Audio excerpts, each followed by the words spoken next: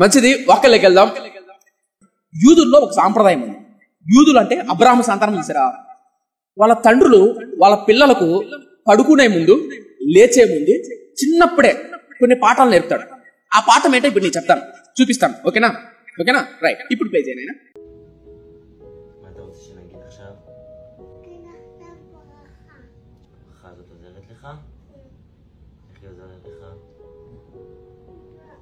Play చేయి. זה עוזר לך, נכון? נגיד את זה עוד פעם. כן. תחזור אחריי. చూడండి, play చేయి, సౌండ్ పెట్టు. ప్లే చేయి, సౌండ్ పెట్టు. שמע ישראל אדוני אלוהינו אדוני אחד ברוך שם כבוד מלכותו לעולם ועד.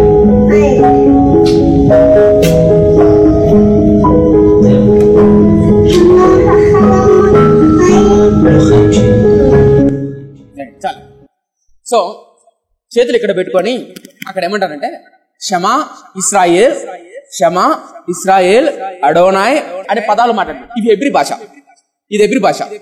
ఈ హెబ్రీ భాషలో ఇస్రాయేల్ ప్రజలు ప్రార్థన చేస్తారు. దీన్ని ఇలా ప్రార్థన చేస్తారు.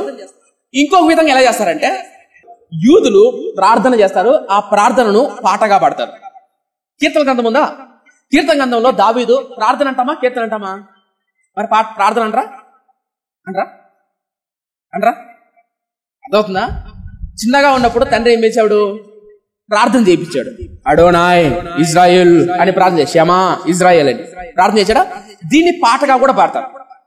కీర్తన గ్రంథాన్ని పాటను కీర్తనగాను పాడేవాళ్ళు యూదులు. అర్థమవుతుందా? ఇప్పుడు చూడండి ఒకసారి. ఇప్పుడు ఆ పిల్లవాడు పాడుతున్నాడు.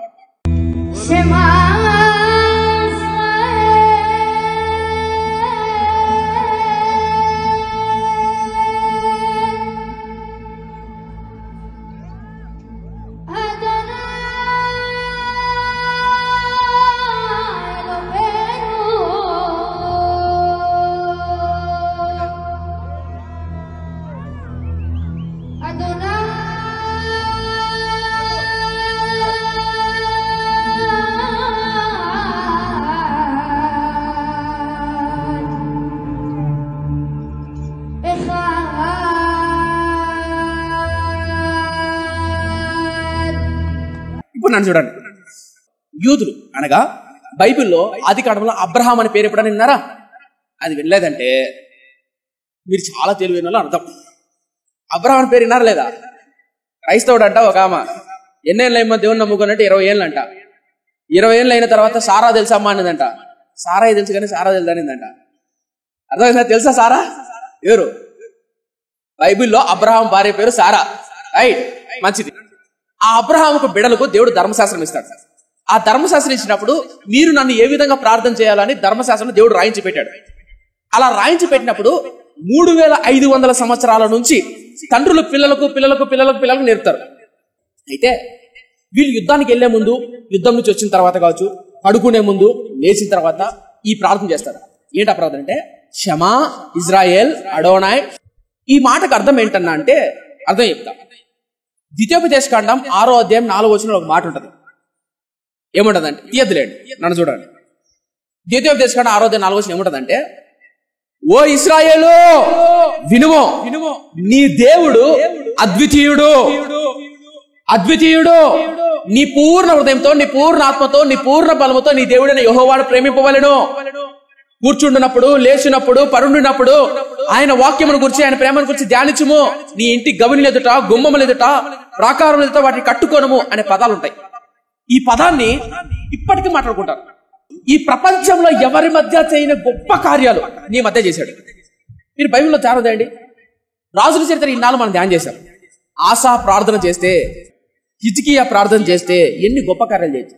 ఎర్ర సముద్రం పాయలవడం, 10 తెగులు రావడం, అరణ్యములో అద్భుతంగా వైభవంగా పోషింపబడ్డాం. ఈ ప్రపంచంలో ఏ దేశంలోనూ ఏ ప్రజల మధ్య జరగబడలా. అలాంటి అద్భుతమైన కార్యాలు నీ మధ్య చేయబడ్డాయి. ఓ ఇశ్రాయేలు ఆయన మర్చిపోవాకు అని పిల్లలకు నేర్పుతారు. ఏంటిది? ఆ ప్రార్థన. ఓ ఇశ్రాయేలు. ఇప్పుడు ఇదంతా ఏం చెప్పారంటే, ఇప్పుడు కమ్ టు ద పాయింట్. కాపరిగా నేను చెప్పాల్సిన బాధ్యత, మన గోల్ ఏంటి, మన లక్ష్యం ఏంటి, మన భవిష్యత్ ఏంటి, మన సంఘం దేని మీద కట్టబడాలి అన్న 4 ప్రాముఖ్యమైన విషయాలు ఈరోజు మనం ధ్యానం చేయబోతున్నాం. ఈ 4 ప్రాముఖ్యమైన విషయాలు ప్రార్థనలో నుంచే తీసుకోబోతున్నాం. 3500 సంవత్సరాల కిందట ఒక తల్లి ప్రార్థన చేసింది. ఆ తల్లి ప్రభు సన్నిధిలో ప్రార్థన చేసినప్పుడు తనకిచ్చినటువంటి బహుమానాన్ని బట్టి ప్రభు సన్నిధిలో ప్రార్థన చేస్తాడు. ఆ ప్రార్థనలో నుంచే ఈ 4 విషయాలు మనం ధ్యానం చేయబోతున్నాం. అర్థమవుతుందా? ఒక చిన్న మాట చెప్తా. పాతకాలపు భక్తుడు ఒక మాట అంటాడు, దేవుడు నీ జీవితంలో గొప్ప మేలు చేస్తే ఆ మేలుకు కనుక నువ్వు కృతజ్ఞత చెల్లించకపోతే, స్తుతి చెల్లించకపోతే నువ్వు రుణస్థుడవు అంటాడు. స్తుతి చెల్లించుట అద్దెతో సమానం.